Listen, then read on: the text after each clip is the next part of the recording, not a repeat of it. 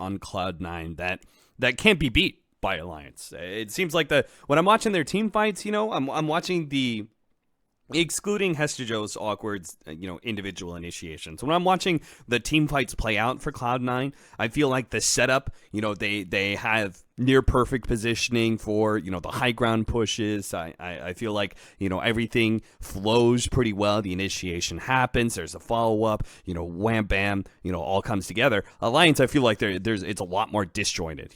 Some fun jumps in, and maybe that's just the nature of a sniper lone druid in that there is a bit of overlap here, but I feel like there isn't a nice flow to the way that Alliance plays out these team fights, and it really does show when Cloud9 had such a strong mid game. They are going to get the lone druid into their hands. Ogre Magi, first pickup for Alliance. C9 respond with LDCM.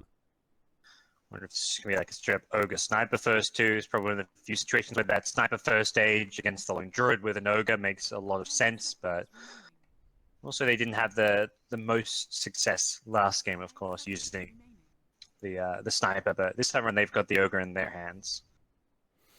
Yeah, we haven't seen too many strategies be attempted against the lone druid besides the Sniper pickup, so unless the Alliance is really going to throw us a heavy curveball,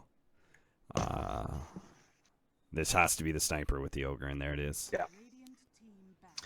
Well, Cloud9 I'm sure, expected this and have some idea in mind how to deal with it, whether it's going to be something similar with the PA pick, or, I mean, in the end of the day, like the lone druid Sniper function very similarly. They don't have to deal with and address the Sniper just yet. I think both teams will be eyeing off some of those off-lane gap closers, heroes like the Axe. The Legion Commander could be potentially a decent pick as well, but the Axe is the big one where you engage him with that potential Vanguard or Blade Mail to back you up, and you're very hard to deal with, as we saw last game. What about the Crystal Maiden pickup? Because that is also kind of an interesting one. Cloud9 could have had a wealth of supports behind the LD. Why CM specifically? It's a comfort pick. I've seen them run it quite a lot for Rise, so I think that's part of it. It does leave things pretty open and enable a lot of their other cores. It doesn't actually have great synergy with the lone druid by any means. Perhaps they were worried about Alliance taking it. The Frostbite can be kind of annoying because it's very easy to kill the Spirit Bear with it, but at the same time, if they took lone druid plus a different support, I doubt Alliance are picking CM in second. They still want to pick that Sniper. So I think more than anything, it's going to enable some of the later Cloud9 picks rather than have any obvious reason to be picked up with a lone druid.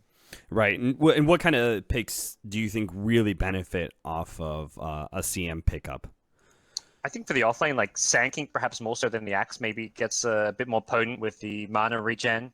And then looking towards the mid lane, and the Shadow Fiend is still viable here if you want to use it. I mean, a lot of those just spamming mid laners who can just nuke out the lane, get rune control, start rotating around.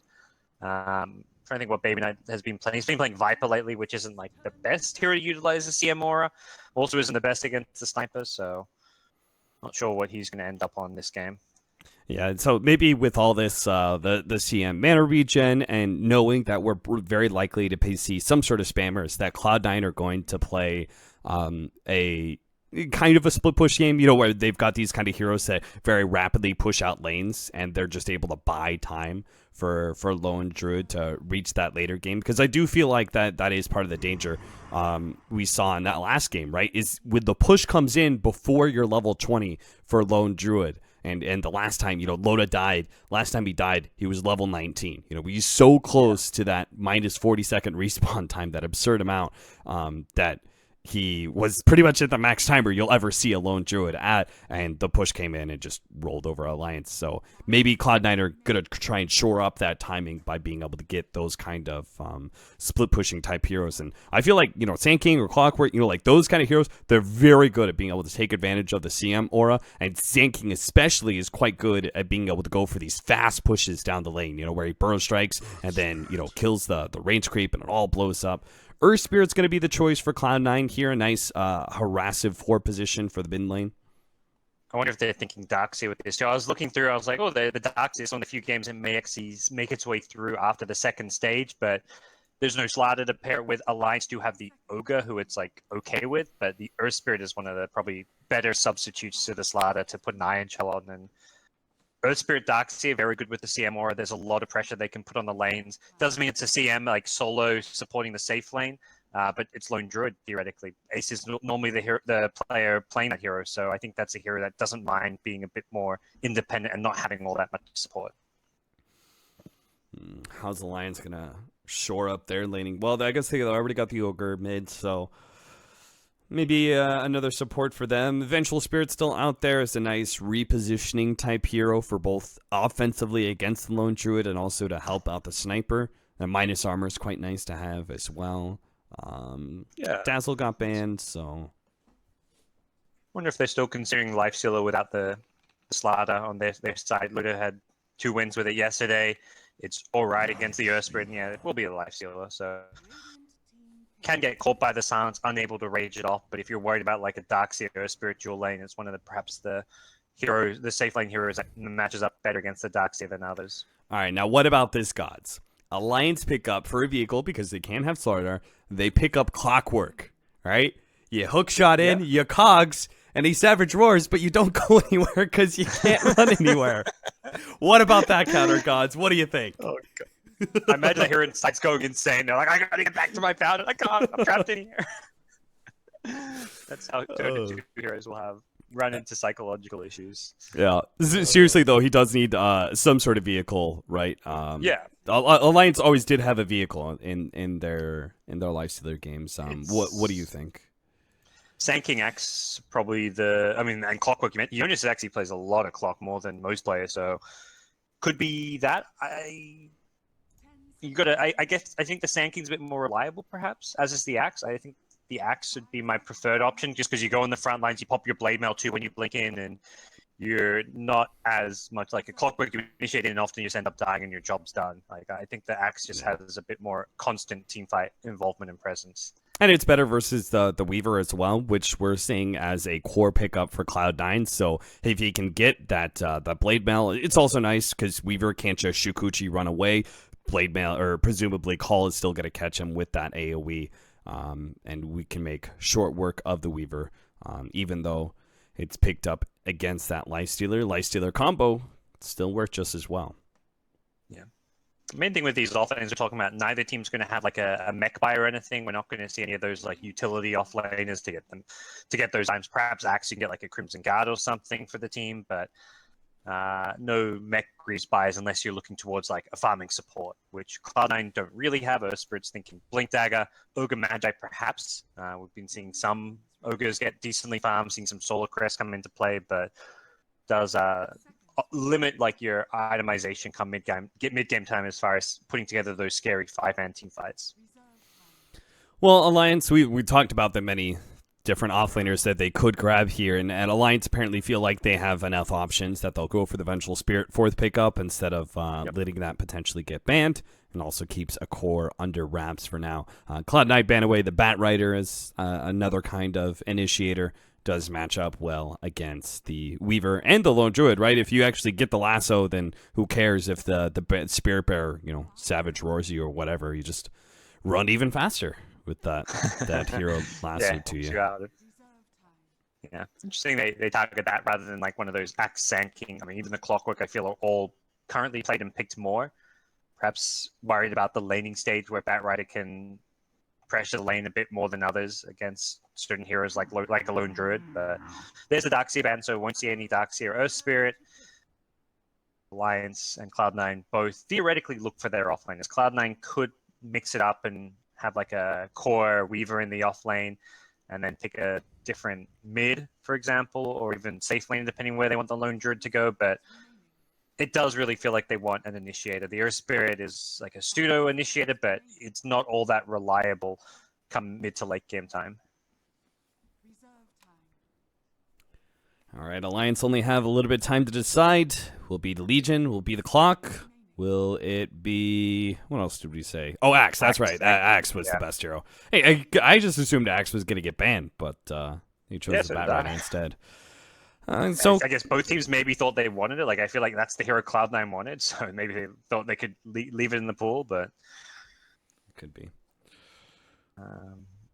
I like Clock here. Threatens the sniper a little bit. You're going to have Hurricane Pike to deal with, but It is okay versus Lifestealer. I think most of all, you need your offlaner to be active here for Cloud9 because Lone Druid and Weaver are both kind of slow. So you need something that's going to be a nice aggressive force for you. And most of the other offlaners have been taken Underlord? away. Do we finally get to see the Underlord? Okay, well, they're doing the mid Warlock, the Baby Knight All classic. right. This is like old school from them. Weaver offlane it is. Warlock versus the Lifestealer Sniper. Warlock is such a scary hero for any initiating duo like Axe Lifestealer here. They start going on somebody, all of a sudden a rock drops on them. They're fatal bonded together. They're slowed down as well. At least the Axe will be from the upheaval. There's going to be a lot of hard problems if Alliance do not find that Warlock first. Yeah, so we'll see how they fare there. There's not really going to be like a clear frontliner for Cloud9, which is, I mean, they don't have a clear frontliner or initiator, so I do feel like this draft of theirs doesn't necessarily scale all too well. Like they want to have a strong early game, find some nice laning stage pickoffs using the Earth Spirit, the Crystal Maiden, and start taking objectives early whenever they've got Rock, because as this game goes on, those shortcomings in their draft will be exploited by Alliance.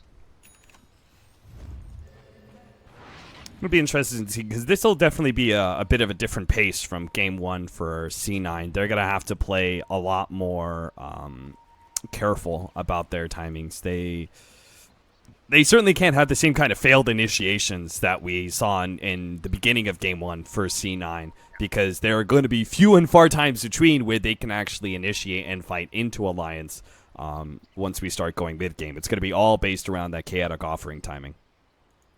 Well, the early TP's mid. Neuer sees the smoked up Ogre TP in because he saw the little TP circle. And yep, he guesses right with the ward. Immediate D ward. Nice heads up play from him. So gets the slight advantage because he TP's in first. And that's rough. Limp really needed that ward up. So he's probably going to need the presence of Hanskin in lane a lot more. Because that ward is down. They has to Joe just to have it a little poke, seeing what's up. Alliance are all there, though, around their bounty runes, so we are just going to have a simple trade-off, it looks like. And unless somehow the Spirit Bear can take the snipers, or they're really going to fight into this one. Fatal bonded up. This is going to take a lot of damage. They are going to try and turn onto Noya, see who gets the first blood first. Hanskin's away. Noya doesn't have the same kind of options, but he does have that Orb of Venom slow on all these heroes. They are all fatal bonded up, and they're all going to take so much damage from that. And yeah, Limp did manage to get his bounty rune. That is a huge chunk of damage there. That was a good, like, 1,500, 2k damage almost, it felt like, across those three heroes.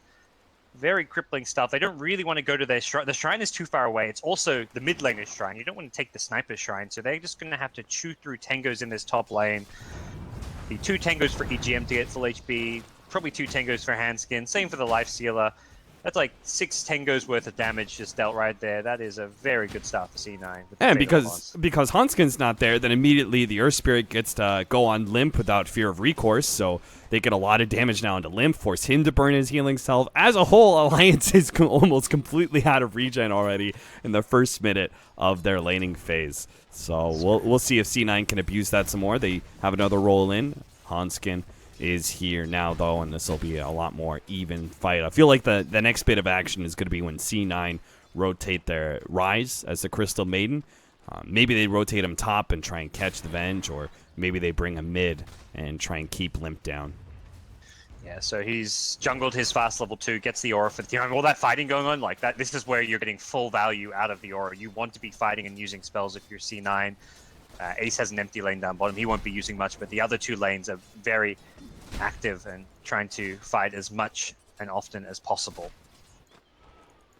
Now Baby Knight hasn't skilled up his heal, though, but I imagine he'll be using that either for himself or aggressively fairly soon. No, it's not quite the same, but Axe's Iron Talon jungling is, for the first 2 minutes, kind of similar to what it used to be. You don't have the quick suicide timing back to base, but you do at least get a pretty fast pair of Tranquil Boots. Hester Joe is going to be your first blood at top lane. Looks like they did manage to catch him with the single counter ward they had left. EGM barely surviving through it, and poor EGM, itemless there, at least gets involved in the first blood to get him up to 400 gold, so can perhaps pick up some boots if he's not worried about the career upgrade. With a haste rune, Neuer is hunting. Oh, okay. He's not gonna go fishing for the kill onto the Venge, but he may find Loda for some harass instead. With a Rage, not sure they can get this kill. They may come close if they can harass a bit more, though. They've got Swarm even as well.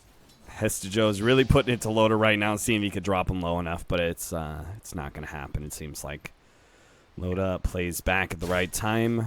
Yonosum has his boots, Tranquil Boots, now complete, so I'm not sure if level 4 is finally the time that you start laning up against Ace, but the push is coming, and you do want somebody in front of that. Yeah, you don't want to let this Lone Druid get a free tower uncontested. It's kind of playing it like the Enigma would against the Lone Druid, you know, half your time in jungle, and then you just occasionally defend those pushes, but you never go out in lane against the Lone Druid. Don't give him that long lane to be able to chase you down with the bear and get the inevitable entangle. Yeah, now that he's shrined up, he will come to lane. He's actually higher level than Ace. Ace has been full-on solo safe lane free farm for the most part. I don't think he's really even shared the XP. Yet Axter's jungle has leveled up faster. Just with that nice Iron Talon play, using his Shrine as well to maintain his HP. Top lane, Hestejo wants the solo kill on EGM. Doesn't look like he'll find it with the Central Ward being planted. Poor EGM. Had 400 gold for boots, had to upgrade the courier, buy sentries, buy more Observer wards, so he doesn't even get to buy the boots. Yeah, both these supports are actually pretty poor.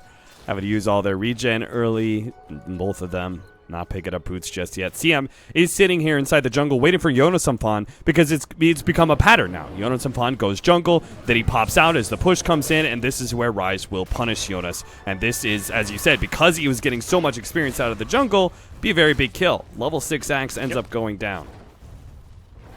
158 gold each. It's a pretty decent chunk for this early on in the game, and probably more importantly, the tower as well, so, or equally important. As they'll get that early objective. Ace getting the last hit and all. That's his phase boots. He's level 6 now as well. Laning stage going very well for Cloud9. Roll in top. Loda rage it off. Our mid lane, it's 5 minutes and our mid laners are kind of low in experience, but that's just because they've been dual laning so much against each other. Baby Knight's just about to pick up his level 5, and Limp has opted to start jungling. Yeah, both of them level 4 at this stage of the game. Okay, level 5 now on Baby Knight, as you said. The top bottom lane, they've got another kill on Jonas. This Cliff Ward, they know exactly when he comes into the lane, and Rise.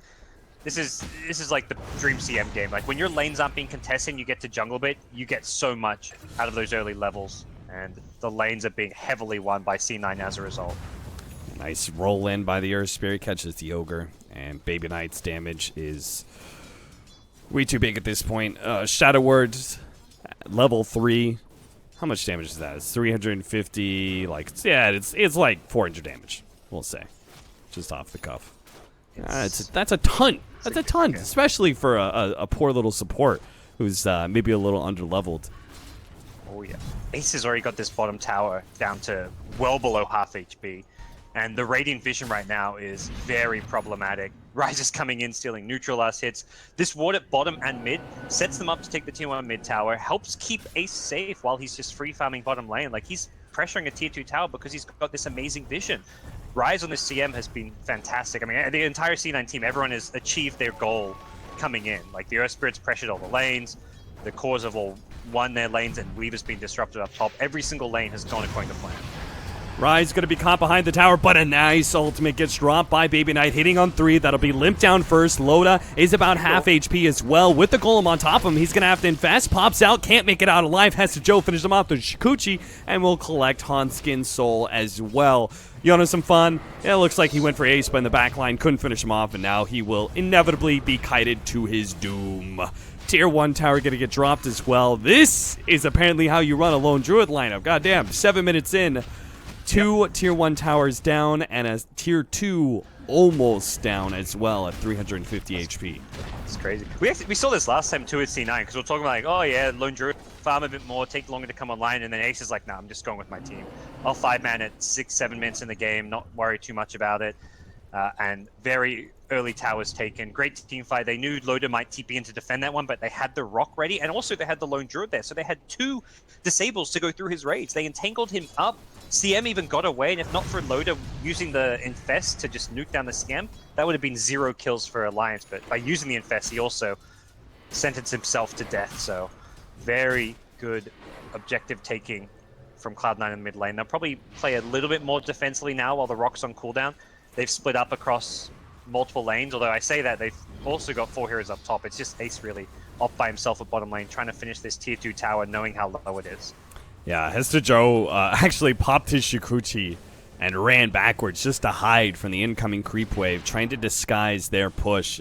That being said, there is at least one ward that will spot some rotations, and it looks like Yonosafan does see Noya, does manage to get the call with Loda and Hanskin nearby. They should be able to burst him down. The Weaver may be able to get some vengeance, though. He does have a good swarm on out. Rise is going to also be a target. Yonosafan with the extra Culling Blade movement speed, very necessary. Looks like he may get himself out. Shikuchi damage is going to be a little bit more. Loda's trying to help him out by eat that bug. There goes the armor, but it's still going to be enough. Baby Knight helps collect it through the Fatal Bond. So Alliance actually get 1 for 1, but they lose their offlaner for that support.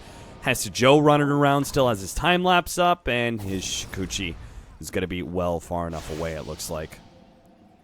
Easy escape for him, no follow-up dust or sentries, and they're going to get top tier on tower. I like that Ace, very selfless from Ace. He had the bottom lane free to himself, could have taken the tier 2 tower. He just left the creep wave there, hitting it to TP top for that fight. He knows that his team aren't quite as strong without that Warlock rock, so he needs to be there. And the end result is very favorable for C9. They have a close to even trade in terms of kills, slightly favored for them, but more importantly, they turn the kill into an objective. The tier 1 tower now gone. Every single tier 1 tower has been claimed, and C9 have fully taken over this Alliance side of the map. And C9, when they were responding to this kind of pressure, right, they waited out until they had the Blink Dagger. Now the catch on EGM. They waited out until they had the Blink Dagger on the Axe to be able to finally turn and protect their mid-tier 1 tower. Yeah. Here, Yonosafan's timings have been delayed enough, in a large part because of Rise's influence as the Crystal Maiden, that he still does not have a Blink Dagger while a tier 2 is being challenged at top lane. That is, it's also just how early this pressure comes in. Like, you don't expect Axe to have a 9-minute Blink Dagger. Axe's blink timing actually looks like not too shabby, all things considered. Like, okay, he was Iron Taling jungling and like not being contested too much, but once you start losing tower, you lose some farm. You expect Axe to have like a 12-minute blink at a reason. That's a reasonable timing, and he's gonna have a 12-minute blink. But C9 have taken 4, basically 5 out of towers with how low the bottom one is in sub 10 minutes.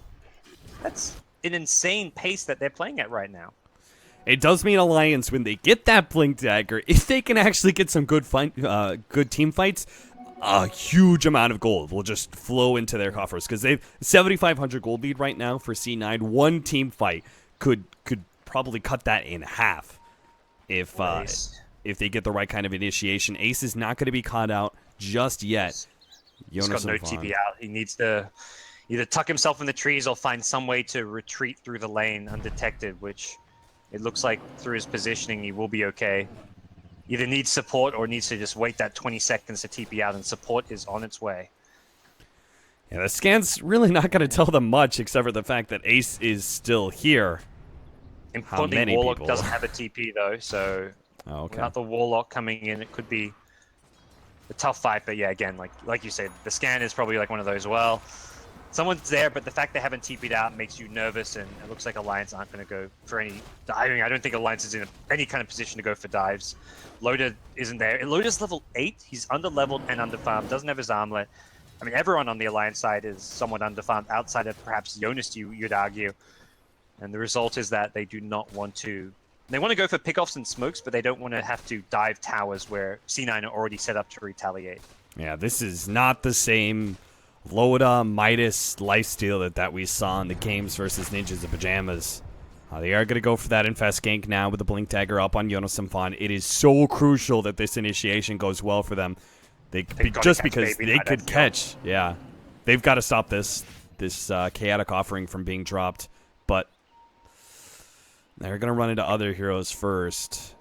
Ace is in melee form, just giving himself extra survivability. Rise very well positioned in the trees. Baby Knight, though, is a bit vulnerable here.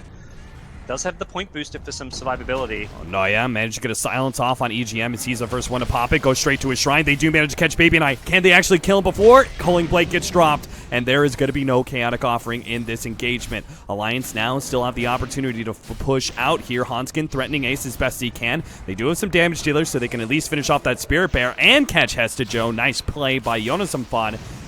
Still managed to get the stun onto him with the Assassinate, but they lack counter vision after the Assassinate has faded, so he will get a TP out. So they did get Baby Knight, not the huge win we were really hoping for Alliance, but that was about a 1,200 gold exchange. Yeah, it's as good as it's going to get for you. I mean, it's like you take that if you're Alliance. Like, you need to get something. You need to make sure you win that fight. Problem is C9 are already back, pressing the lanes. Lone Druid's coming down mid, and that is not where you want to be, EGM. Jesus. C9. Literally charging at the lane. They died. They're like, all right, we just wait for Baby Knight to come back, and boom, straight down mid, straight to the tier 2. I mean, that fast kind of play clearly catches Alliance off guard, gets them a free kill, and they're also out of position to be able to defend this tower. That's it. More than anything, it's Alliance. They're not set up to go for that smoke play again. Like, ideally, like they don't have long cooldowns they're playing around, but it's the positioning. Like, they see Loda at bottom. They know that he is currently not infested in an axe. The one thing they're scared of is when Loda and Jonas are missing from the map, potentially smoked up and blinking on the Warlock, as we just saw in that bottom fight. That's the one thing that can win Alliance a fight. It's like the only win condition for a team fight they have. And as long as you see like one of those heroes on the map, you know you can safely push. You get the last out of tower. Now you start taking shrines. Now you set yourself up to take Roshan. And if you look at that being the way you lose a fight in your Cloud9, you could theoretically even give Baby Knight the Aegis just to protect him from that jump. A Swarm will push Alliance away from this tier 2 tower. C9 probably going to start setting up for a push in bottom and collect that other shrine. But Jonas Amfan with the haste ring is going to run into Noya. Maybe they could quickly burst him down. Magic Missile is just not enough. Assassinate's coming out. That'll bring Noya a little bit lower. Jonas Amfan may be able to jump back in and get that Culling Blade, but Hesta Joe is charging in deep, and looks he's trying to cancel that Blink Dagger. Loda actually receives the Savage Roar, stopping his TP, so now he's the next one in trouble, and I don't think Alliance have the turnaround potential. He turns, fights, tries to go kill the Spirit Bear, but Jonas Amfan and Limp are going to leave him to die. Problematic. C9 probably too early in the game to really turn that into objectives with the low respawn times. Well, the Shrine perhaps a pseudo objective. Jonas is still positioned at bottom. He's going for this. That's a lot of creeps. There's a Savage Roar. Chaotic Offering is also going to be dropped there to help save him, and they do get the Entangle to stop the TP. So Jonas Amfan, high risk play, had some high reward opportunities to it, but does not end up paying out. I don't mind him going for that play. You're in a pretty desperate position as it was, and I think without that rock, it would have been very close to a kill because the Savage Roar was on cooldown on the Spirit Bear. So without that available, it was a bit of a dicey situation for Ace, but heads up play by Baby Knight, just dropping the rock. Your Lone Druid going down is a pretty big deal at this stage, since it will just slow down the tempo you're playing at, will delay the Roche, delay a couple of item timings, delay potentially even looking to break the high ground, so now you've just got to sit back, wait for that rock to come up. You can theoretically, even take Roche without the rock because of Alliance being so much on the back foot, and you've got the Swarm as well, Spirit Bear to take it with. Roshan, free kill it seems. No, not even the Warlock Golem is going to be a pickup for Alliance. It actually just dies naturally at 100 HP. Gives all the vision Cloud9 need to know they're not being contested with Roche. They even scan the shrine to make sure, well, there's no shrine there, but they scan anyways to make sure nothing's going on. And Alliance like, I wonder if they're Roche, let's scan on top of it. But until they leave the pit, that scan tells them nothing.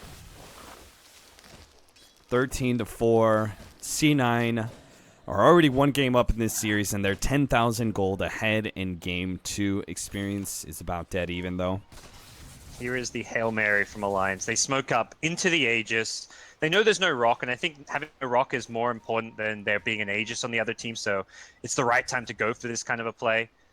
And if they can find a core pick-off, even a Weaver is saying would be nice. Weaver's going straight into the Ag Scepter as a core hero. And swap back. Ace. He does manage to get off the melee for him. That's going to make him so much tankier. The kick actually misses out. They are still pursuing this one. At the same time, Alliance win on top lane. God has to Joe. Noya's going to be turned around here. Ace is going to be losing his Aegis here. If Hanskin has his way, the heal is barely doing enough. Now the Savage Roar plus Frostbite. Somebody finish him off. A Wave of Terror will do the trick. Now he's going to come back in range for him. They don't have a whole lot of stuns. EGM's out of mana, but maybe Limp can still do it. It gets enough right clicks in. Needs a little bit more for the Assassinate to finish him off, and Ace is not going to go down. He manages to get away. That was play pays off for Alliance. The smoke gank was actually up top. They caught the Weaver farming the lane up top with the Axe Lifestealer duo, and then that fight around mid lane. There was no Weaver. There was Warlock Rock still on cooldown, so very well played by Alliance, just striking when Cloud9 is slightly weaker. Despite there being an Aegis, that also stops there being an Aegis when the Rock is back up, so you're less afraid of having to defend your high ground now. Yeah, you know, I was watching top. I was like, all right, the smoke gang's gonna be heading up towards that Weaver, and then all of a sudden I see Vengeful Spirits over here on the map. I'm like, what? He's swapped, and I can't believe Alliance made that kind of play, fighting as 3 into that Aegis, but it worked out. Jonas Safan's gonna be chased down here. He's got the swarm on him. He doesn't have any way to blink out, and this looks like it could be his death. Ogre and Venge, they're just a little bit too far away. Time lapse even just to get rid of some of that spin damage to make sure they can keep potentially applying pressure here. What's Ace goes? This Mjolnir complete. No, goes for the Hurricane Pike first, so wants to be able to have that positioning item. And C9 with Aghanim's Warlock likely going to be eyeing off a team fight of some sort. Not the easiest to force that fight on a high ground push now without an Aegis. The Lone Druid can try and sit back with his range advantage just to hit the buildings. But I think for Cloud9, they'll actually slow this down a little bit and only take fights outside of the Alliance base, at least until they get like another core item or two. It's funny, we talked about the Lone Druid and Weaver and how they would need time. Cloud9 just don't play that way in the beginning. They use the Lone Druid to take all these outer towers, and now if they want, they just sit back and farm for days. Yeah, they got double Midas on supports. Like both CM and Earth Spirit will scale pretty nicely, and more importantly, get all their key levels. So by the time they go for that high ground ending push, these heroes will at least have like all their basic spells maxed out.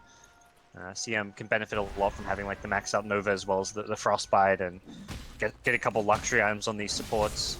Warlock eyeing off a Refresher now as well. So there's really no rush for Cloud9 because of the strategic advantage they're in, and I mean the double minuses, the farm advantage is going to get bigger and bigger as well. He actually switched up to a Scythe on Warlock. I'm definitely feeling Refreshers a little bit better for Baby Knight. So do I. Yeah, whatever. But, yeah, I don't think whatever item he gets at this point doesn't matter. You know, I feel like he could, I don't know, get a Desolator and be fine. But they're in a very dominant position. But yeah, the Refresher to me seemed like the reliable way to end the game.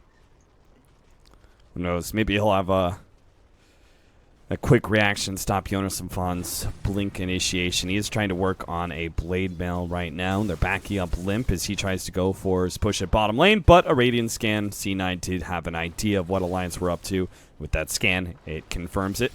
Trying to bait out Limp, trying to get a team fight. C9, they could oblige them anyway? With the Rock. Yeah. Yeah, I think they will. With the Rock there, if Hesiod gets gone on, you can easily turn it around. Having an Infest Lifestealer in the Axe engaging into a Rock would be a disaster, but Alliance also figure out what's going on with their scan, so they will safely scurry away. Alright then. Alliance make the read as well. They back up. Farming time for both sides, but it's always going to be a bit more efficient for C9 with Ace on the other side of the map working towards his Mjolnir. Yeah, C9 are farming more of the map. They're farming with Midases, but Goldgraph has somewhat plateaued out, at least over the last 5 or 6 minutes, with Alliance able to put together a little bit, get a couple towers here or there, but still feels like their way back into this game is very limited. The Lifestealer is not really scaling very well, and he's never going to match up well against the Chaotic Offering or the Lone Druid, so it's going to be and even the Weaver, it's going to be very tough. And that initiation of alliances with the infested Lifestealer will get taken away with an Axe Weaver. Loda, get here fast. We need your damage. Oh. It's unfortunate. Oh, he walks. All right, Yoda, some fun. Don't try and chase. He's gonna get hit by a boulder. That stops his TP. He buys out the broadsword for his blade mail, so at least he won't lose gold here. Yeah, when this Weaver gets an Axe, which is coming sooner and sooner, that Blink Call with Infest Bomb is suddenly gonna not work so well. Unless it's on the Weaver himself, but often they want to go on the Warlock. Like that fight at bottom where they kill Warlock, that just doesn't happen anymore with the Axe Weaver. Yeah, that really is the triple threat, right? Ace is squishy and deals all this damage, but you can't jump in because there's the Axe Weaver. You go on the Axe Weaver, there's the Warlock Chaotic Offering that's going to be dropped on you instead. We did say this is a great last pick. Switches things up quite a bit for C9, and it does counter that whole entire bomb situation. Now we're going to see it in action here. Good start for Alliance, managing to bring down that Spirit Bear. Still can't deal with Ace, the true sniper of the group, as he's chipping away at the tier 3. They trade a bear for some decent damage on a tier 3 tower, but boy, is that bear squishy with the minus armor from the Howl and the sniper hitting it. Painful thing is, even with the Mjolnir on it, like the range of the sniper is such that he's not even getting hit by it, it looked like. As Loda finished up his Desolator, he's close. He's actually got it in the Courier. So, big upgrade in damage. They need this kind of burst. They need to just be able to pop someone before Cloud9 can even react. And maybe they could catch Hesta Joe before he picks up his Aghanim Scepter. But as I say that, he backs away from the laning and goes to jungle.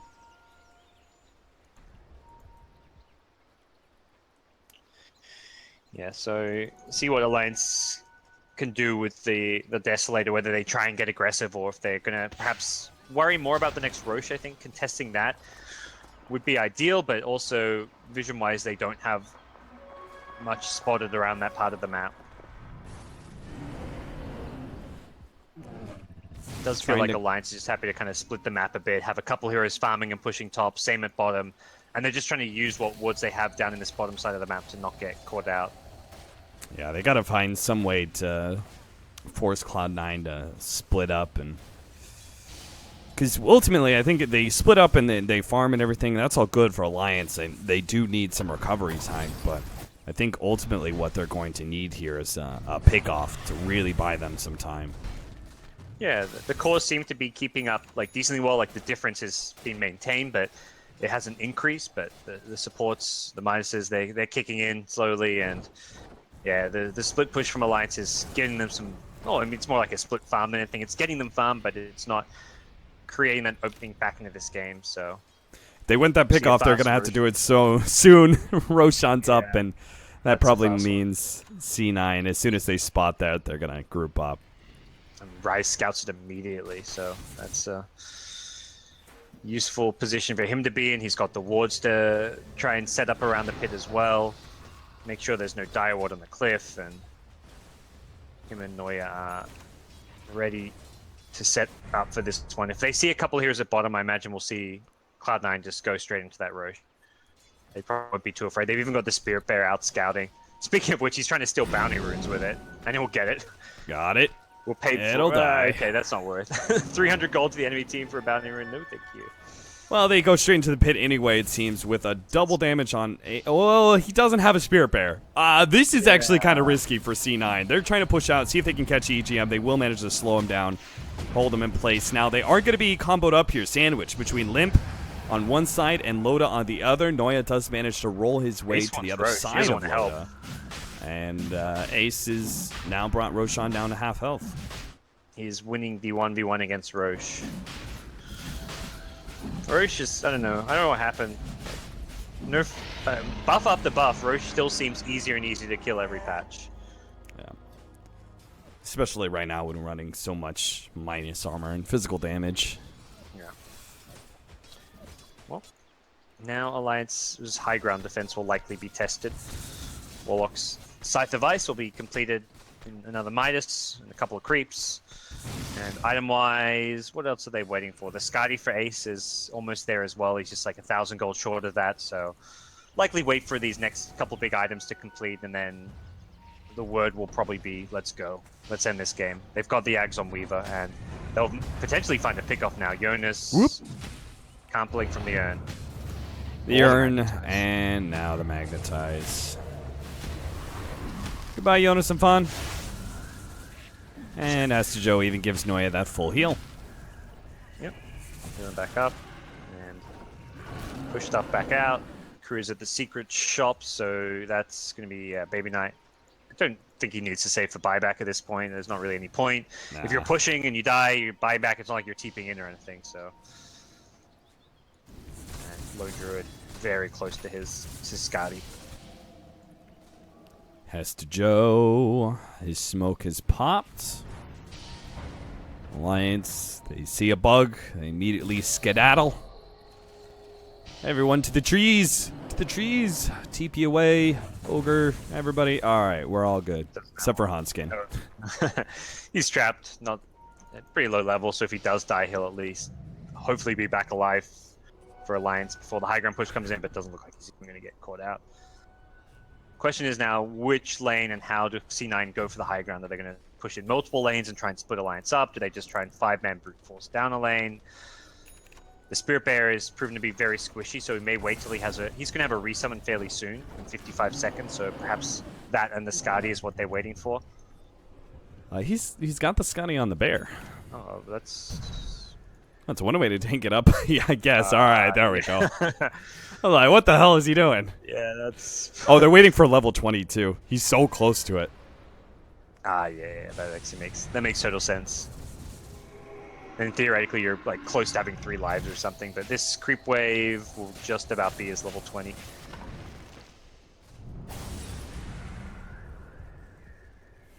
You can't see experience numbers anymore. Oh, when you hover over, yeah, that's true. Come on, Valve.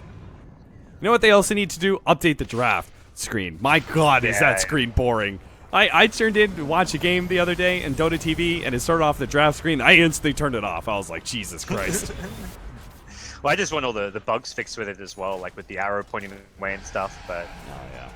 I sent a bunch of feedback with like all the different bugs and stuff that need fixing, and they were like, yeah, we're working... It is being worked on. There is a new drafting UI coming soon, apparently. Oh, the swap, Baby Knight. He's the target. Not quite the combination they really hoped for. He can get off the ultimate now. He turns around, Scythe of Ice, up EGM. Now the golems will have their way with him, or maybe not. Loda defends EGM's life, kills one of the golems, almost gets one of the other ones. Now Jonas managed to almost catch Ace. What was that? He get a 4-staff right through him. EGM, nice silence in the back lines. Frostbitten up, but Limp is still shooting as the Assassinate managed to finish off the CM, and now the Aegis falls from the Lone Druid as well. Are they still going to go for it, though? They don't have a bear, but they do have a numbers advantage, 4 versus 2 against Limp and Lifestealer. Golem's just melted. Man, Baby Knight has some long range of that Scythe of Ice. He's actually just going to try and TP away. That was weird. That's one form of initiation, I guess. Good kick forward. Noya trying to help out his buddy. Hester Joe, get your ass out of the way. Ace is trying to make his way through, trying to stay ahead of Lifestealer. He'll be good. Like, this is the point where, I mean, saying in the draft we talked about how neither team's going to have that, like, team fight utility items. This is where it hurts C9. Like, if anything, it feels like Earth Spirit or even CM not having, like, a Vlad's, not having a Crimson Guard. They have no, like, plus armor items or, like, a mech even to help them out. Like, those golems just melt.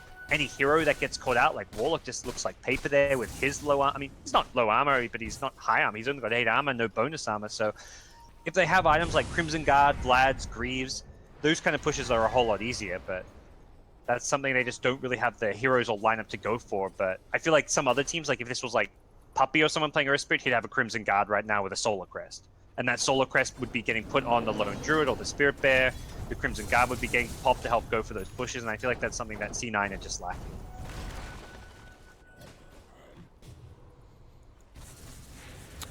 Alliance. What you gonna do? C9 They're going to wait for the chaotic offering, but I don't imagine they're going to wait for another Roshan, so Alliance better come up with a game plan soon. And last defense was okay, but going to need a whole lot better as they start chewing through those buybacks. Yeah. We'll reach a point where C9 slow down as far as how much they do scale. Warlock is going to go for the refresher, so we'll see the double rocks come into play. But, I mean, Sniper, amazing at killing those rocks. If he's seeing far enough back, he'll kill them very quickly. We saw how fast Loader can deal with them as well. So, if he gets that refresher, like, at a later stage of the game, it won't necessarily be a big game winner, but C9 looking to close things out, find an easy pick on EGM. Nothing much there that they can do in response, and they are grouped up around this mid lane. I do kind of wonder if C9 are just going to spiral out here. You know, every single high ground push. Yeah. If Alliance defends another one, and say they have to wait out on, you know, the Roshan Aegis, and be like, okay, guys, we need that extra life. Alliance, they're actually going to get really big. Like, Limp has the Scotty already complete, and that it is very dangerous item to push into just because the retreat is so much harder. Yeah. And it's the fact that both Loader and Limp have Bloodlust as well, giving them additional chase and additional damage output. Handskin caught out. They're finding picks. But they're just but they're not like the yeah big picks, you know? It's not Loader, it's not Jonas, it's never Limp. Limp is always positioned very far back, and I feel like eventually it's one of those games where it's like, okay, Cloud9, they're not really getting enough, they're really starting to break high ground, but all it's going to take is one key hero pick off, like on Loader or on Limp, and that's like the game one right there, potentially. Even if they have a buyback, if you can get on the high ground as they buy back, you've got the position, and you've taken away that high ground defender's advantage, and suddenly the game can just be won right there. So it does feel like we're just like one big pick away from C9 winning the game, but at the same time, if Alliance continue to play in position well, Limp, may find himself caught out here. The kick? There's a kick. Oh no, Noya! You're setting it all up, guys. You're like, we're just one pick away, and that pick almost happens. That was no buyback. That was game over right there. Oh, like, wow. Okay, maybe Alliance don't GG out, but they lose. They would have probably lost 2 lanes of racks if that pick happens.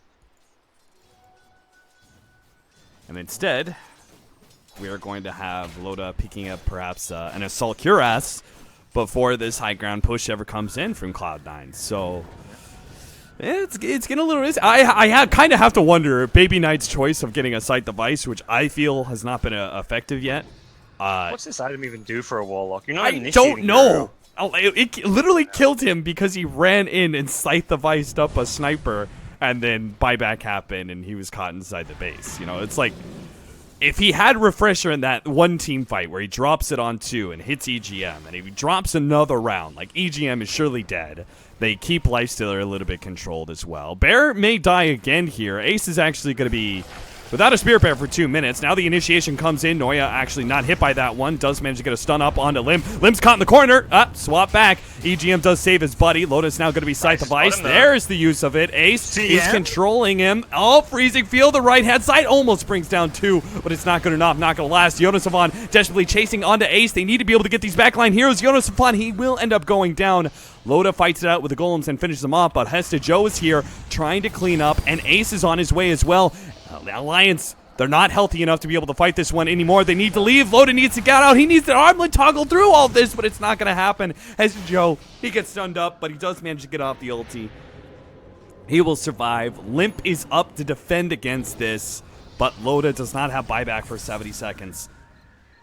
That's some ballsy play from Rise's CM. He just goes blinking in on top of the sniper with the frostbite into freezing field. It was after Limp got swapped out. Limp was in the perfect spot to just clean up, win that fight for Alliance. If not for Rise's play, he throws away his life there, but he gets Sniper down really low, gets Ogre down low as well, and forces the Sniper to use his Hurricane Pike defensively. That really salvages that fight for Cloud9. So very good aggressive play from him, even though he doesn't get the kills and he ends up just dying. Make sure that Cloud9 can come out on top, but again, it's not a big enough victory for C9 to actually get a lane of racks or anything, and still Alliance feel like they can press out and push forward. This is without Lifestealer. They want to make sure Roche isn't happening, and it actually hasn't respawned yet, so That will play out into their favor. Well, unless they want to get Roche, but I don't think they realistically could have killed Roche in a timely enough fashion. There'll be a smoke down, though, and C9 won't... Oh, they've got an Arcane Rune, too, so this means that Spirit Bear is going to have a lot less cooldown. Oh, Hestejo just runs right into Alliance as a 5-man. That's a huge pickoff. That Ags upgrade on the time-lapse is so critical for C9.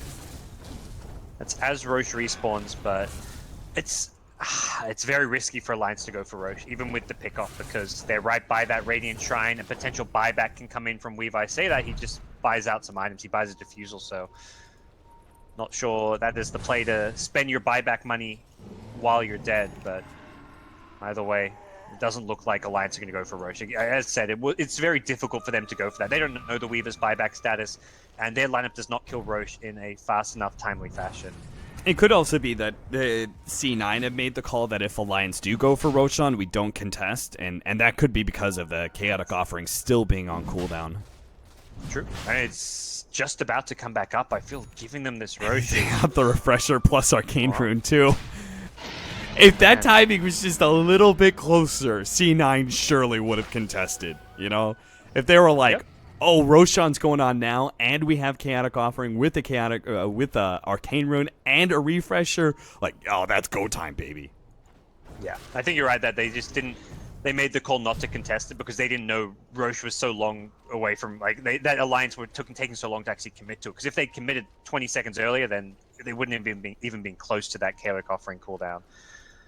But now, this game is suddenly a bit more open, and the win potential for Alliance is definitely there with the Aegis on Limp. They've got the Cheese as well on Loader. They're hunting through this Radiant jungle looking for picks, and gotta be careful if you're Cloud9.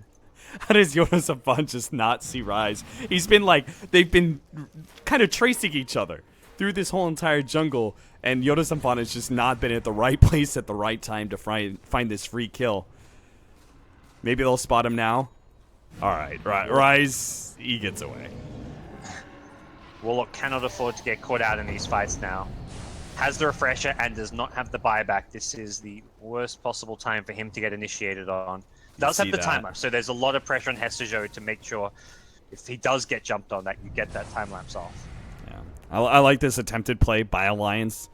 You know, drop the ward and keep running, and then see if they have the opportunity to turn as Cloud9 go blind into the high ground area, but doesn't happen there. One of the things that does seem to be lacking is that Ace is really not hitting that hard considering how far up he's in net worth.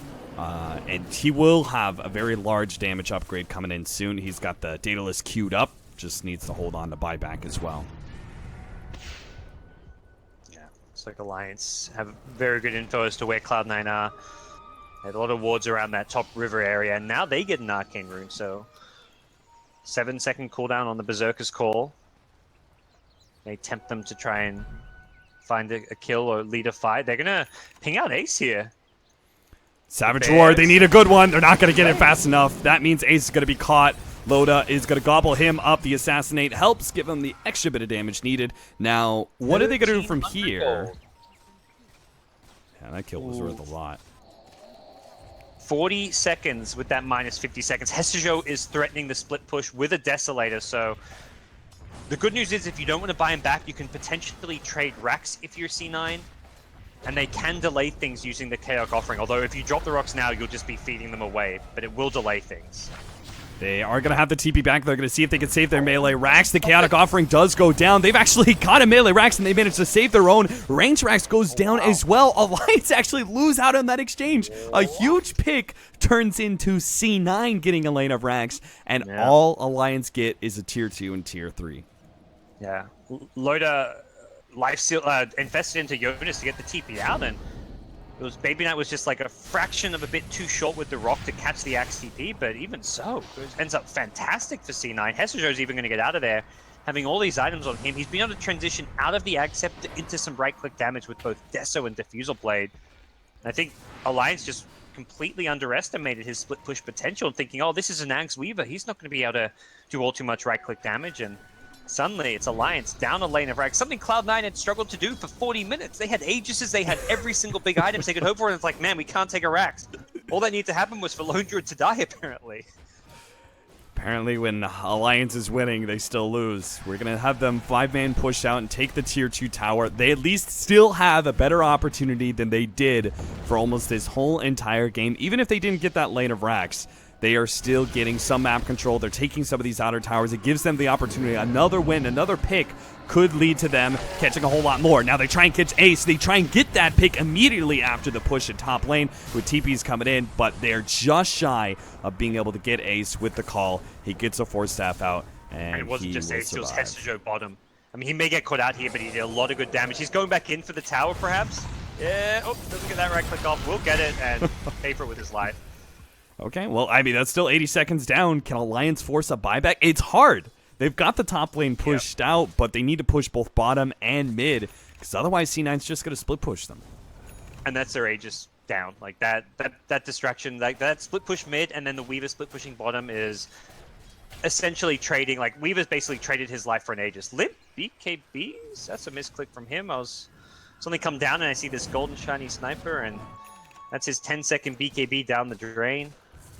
Unfortunate. Tell me you do it. Tell me you do it, gods. And if you're in this point as Alliance, you've got 6,800 golds on Sniper. Would you do it? You know, I definitely do it, but I don't play to win. Sometimes I play for the entertainment value. You know, even when you're playing ranked, every now and then you get 7k gold as Sniper, and you're like, this could lose my team the game. Who cares?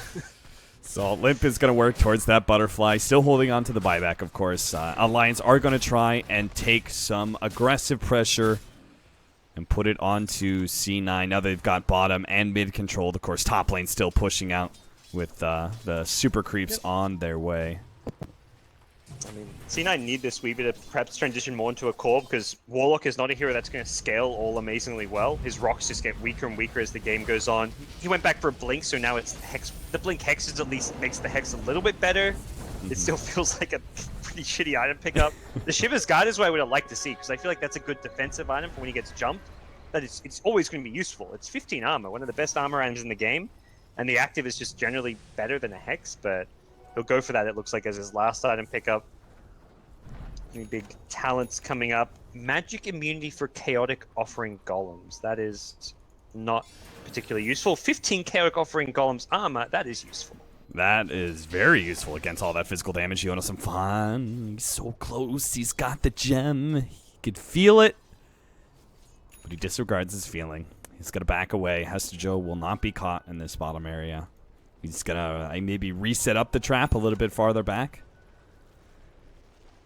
Crawl through that jungle. Is Hestejo going to take this bait? He's got the Earth Spirit behind him. He might be feeling okay with it. You know, just one creep wave. That's all. It's just one creep wave. Go farm it. Do it. Do it. All right. Hestejo's patient. Who will get greedy first? Yodo-Safon, start making your way down. Force staff. Force staff. I mean, Jonas could start farming the lane and try bait it himself, but that would be the best, safest play. Oh, Hestejo, did you just get greedy? He's so close. Force that forward. Gets the Blink Dagger. Pops out. Now the kick, though. It lands on 2, but it's still enough. With a raged up Loda Lifestealer with an Abyssal Blade, they do manage to catch Hestejo. And these picks are so important, because it now means Alliance once again can get some map control. And who knows? Maybe they can push high ground. Maybe they can catch Ace. A swap. Oh, no. Ace is dead.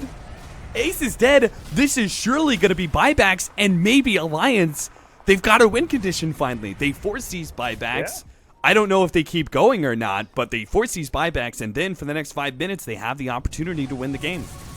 And it's both split-pushing heroes. The Weaver and the Lone Druid are the heroes that have been split-pushing and causing them problems, so you're not worried about this top lane so much. Jonas is going to go back regardless. He's got boots of travel. They do need to be worried about buybacks with the boots of travel on cooldown for 10 seconds, but it seems Cloud9 with the low Lone Druid respawn, they just don't want to use it. They're like, well, we'll give them 2 full lanes to save our buybacks. They're going to drop rocks here. Loda, he's Chaotic tanky. Offering with the Scythe of Ice. Another Chaotic Offering. It's coming close. The Fatal Bond damage is bouncing all those here in the back line. Rice now going to come forward. He does manage to get the Frostbite up onto Hanskin. That's going to be another potential kill, as he is going to be just chased down. That is going to be the buyback on Hestejo, though. They managed to keep the Lone Druid buyback intact, and they kept their melee racks one hit. Yeah. That is such a a small little thing that could be a big difference between this like bottom lane having to be pushed out or not.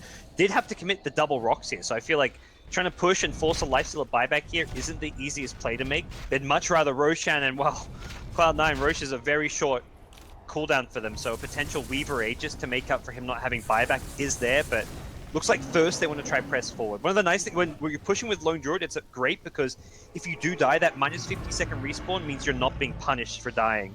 When you're defending, you get punished because 50 seconds is a lot when your enemy's already at your base. I'm a little bit worried about Ace here. He's playing this very aggressively. Lip actually comes forward. Jonas Savant intercepts Hester Joe. Hester Joe doesn't have buyback. He doesn't get off the time lapse. Ace, he's fighting up against Lip, but he doesn't have a BKB. He's getting kited around. The stuns are there, and they've taken down the Lone Druid. 48 seconds down with buyback. Noya almost gets dropped as well. He'll TP out successfully, it looks like, but no buyback. 70 seconds for the Weaver. They could even check Rosh if they want. They have time to take Rosh and go for the high ground play if they're fast about it, but it seems like they want to make sure they get some damage done to the enemy high ground. They've still got a cheese, actually. Loda, with that in his backpack, this is looking very deadly. As the Lone Druid dying, like that's the okay death for them because of that respawn time. Oh, is it time to end the game? Just not. Oh, oh, Scythe! There it is. Baby Knight stops the initiation from Jonas Savant, but they're still chipping away at that tier 4 tower. They know they have a minute to work with. Not just the Weaver, but also the double rocks out from the Warlock. It's not there. He can only upheaval. They've only got the Lone Druid's damage to be able to work with at this point in time. Jonas Savant pops that Blade Mail. The Blade Mail's going to fade off in a little bit here. Another Scythe of Ice placed onto Loda. He doesn't have buyback. Remember that, but Ace, he's also in a little bit of danger. EGM goes for him, straight up stuns him. Noya gets torn apart by Loda. Tier 4, he's down. Throne is exposed. It's already at 3k HP. Buybacks are rolling out from Cloud9, but Jonas Savant intercepts. They're just going straight for the throne, and Lions have done it. They've taken game 2. They will push for a game 3 against Cloud9. What a comeback from Alliance.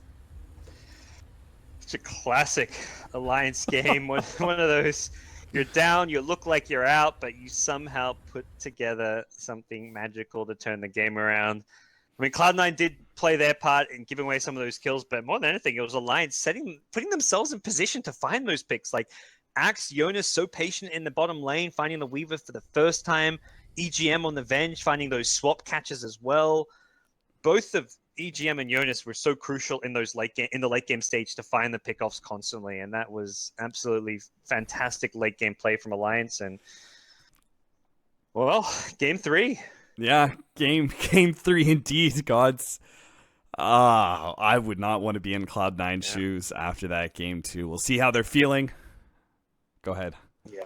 I mean, that's tough. I wouldn't want to be in their shoes either. This is going to be a stressful moment for them as they probably feel like they had that game.